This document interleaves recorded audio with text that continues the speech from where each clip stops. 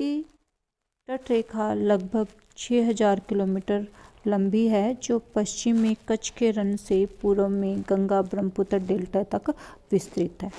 प्रायद्वीपीय पठार की पश्चिमी एवं पूर्वी सीमा तथा भारतीय तट रेखा के बीच के स्थित संकीर्ण मैदान को तटीय मैदान कहते हैं। पश्चिमी तट रेखा एवं पश्चिमी घाट के बीच में स्थित मैदान को हम पश्चिमी तटीय मैदान और पूर्वी तट रेखा एवं पूर्वी घाट के बीच में स्थित मैदान को हम पूर्वी तटीय मैदान कहते हैं। ये मैदान या तो समुद्र की क्रिया से बने हैं या नदियों द्वारा निक्षेप क्रिया से बने हैं। इस मानचित्र में हम कोस्टल प्लेन के बारे में हम पढ़ेंगे। रन ऑफ कच्छ यानी कच्छ का मैदान, और ये वाला जो क्षेत्र है वो गंगा ब्रह्मपुत्र जो डेल्टा क्षेत्र है, यानी यहाँ से लेकर यहाँ तक इसकी जो लंबाई है वो लगभग 6100 किलोमीटर है।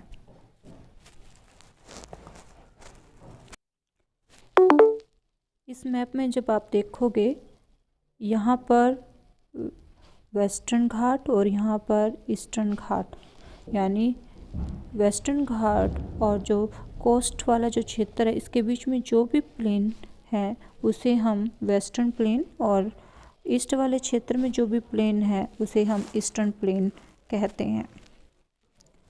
पश्चिमी तटीय मैदान पश्चिम में कच्छ की खाड़ी से कन्याकुमारी तक फैला है।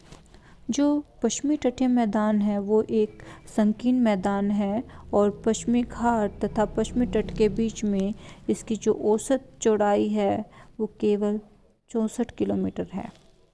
अगर हम पश्चिमी तटीय क्षेत्र मैदान की बात करते हैं तो मुंबई के उत्तर में कच्छ प्रायद्वीप, काठियावाड़ तथा गुजरात का मैदान, इस प्रदेश को मुंबई से गोवा तक कोंकण मैदान, गोवा से मैंगलोर तक कर्नाटक का मैदान और मैंगलोर से कन्याकुमारी तक मालाबार का मैदान कहते हैं। कोंकण जो मैदान है उसकी लंबाई 500 किलोमीटर है। कर्नाटक जो मैदान की जो लंबाई है वो 225 किलोमीटर है और मालाबार तट की जो के साथ लगता हुआ जो मैदान है, मालाबार जो मैदान है उसकी लंबाई 500 किलोमीटर है। ये तट अधिक कटा फटा है। इस मैप में हम देखते हैं जो कच्छ का मैदान, काठियावाड़ का मैदान, यानी ये वाला जो क्षेत्र है वो गुजरात के मैदान में आता है। फिर है कोंकण का मैदान। कोंकण के मैदान के बाद यहाँ पर आता है कर्नाटक का मैदान और केरल का जो क्षेत्र है वो मालाबार के मैदान में आता है। पूर्वी तटीय मैदान की हम बात करें, पूर्वी घाट तथा पूर्वी तट के बीच पूर्वी तटीय मैदान स्थित है, जो उड़ीसा व पश्चिम बंगाल की सीमा पर स्थित स्वर्ण रेखा नदी से कन्याकुमारी तक विस्तृत है। यह पश्चिमी तट की अपेक्षा अधिक चौड़ा है। कुछ स्थानों पर इसकी चौड़ाई 200 किलोमीटर से अधिक हो जाती है, लेकिन कहीं कहीं इसकी चौड़ाई बहुत ही कम 32 किलोमीटर रह जाती है।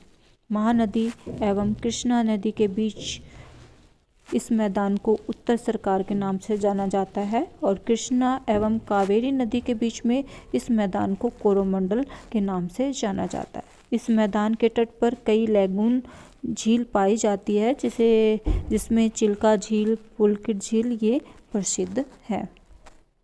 इस मानचित्र में हम देख रहे हैं जो इसका नॉर्थ वाला जो हिस्सा है इसे हम उत्तरी सरकार का मैदान कहते हैं, जिसे हम नदरन प्लेन के नाम से जानते हैं, नदरन प्लेन, और जो दक्षिण का जो भाग है उसे कोरोमंडल कोस्ट या कोरोमंडल का मैदान कहते हैं। स्थानीय क्षेत्रों में अलग अलग जगह पर इसको अलग अलग नामों से जाना जाता है। जैसे यहाँ आप नाम देख रहे हैं उत्कल का मैदान, उड़ीसा में उसे उत्कल का मैदान कहते हैं। आंध्रा का जो तट लगता है उसे आंध्रा का मैदान कहते हैं और जो इसका जो दक्षिण का भाग है उसे कोरोमंडल तट के नाम से जाना जाता है। भारत के तटीय मैदान का महत्व, अगर हम भारत के तटीय मैदान की हम बात करें तो ये जो क्षेत्र है वो बहुत ही उपजाऊ क्षेत्र है और यहाँ पर चावल की खेती की जाती है। तट के साथ बड़े पैमाने पर नारियल के पेड़ उगते हैं। केले, आम, सुपारी, काजू, अनानास भी पैदा किए जाते हैं। तट पर अनेक छोटी बड़ी बंदरगाहें स्थित है जो व्यापार के द्वार हैं और भारत का 98% जो अंतर्राष्ट्रीय जो व्यापार है वो इन्हीं बंदरगाहों द्वारा होता है। पश्चिम तटीय मैदान खनिज संपदा की दृष्टि से महत्वपूर्ण है। अगर हम बात करें यहाँ पर जैसे मुंबई हाई में खनिज तेल पाया जाता है। केरल में मोनोजाइट, थोरियम, जिरकन नामक बहुमूल्य खनिज मिलते हैं जिनसे अणु शक्ति प्राप्त होती है।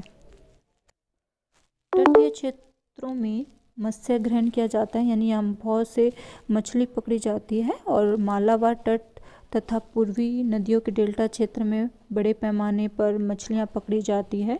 यहाँ पर स्थित कई बंदरगाहें पर बड़े बड़े नगर विकसित है जो सूती वस्त्र, तेल शोधन यानी रिफाइनरी, जलयान निर्माण जैसे महत्वपूर्ण उद्योग स्थापित हो गए हैं।